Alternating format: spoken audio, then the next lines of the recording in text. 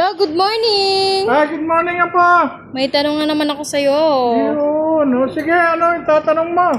Lo, anong pinagkaiba ng dalawang magkarelasyon na pareho nagloko? Babae at lalaki. Opo. Unahin natin si lalaki.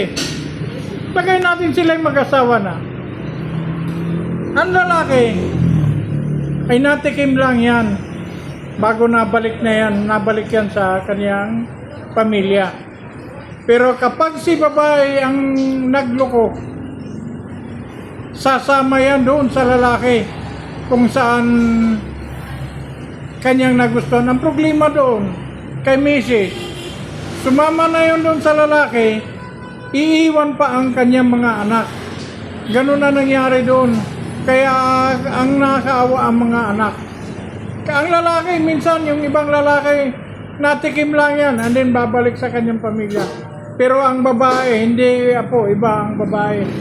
Bibihira lang magloko ang babae.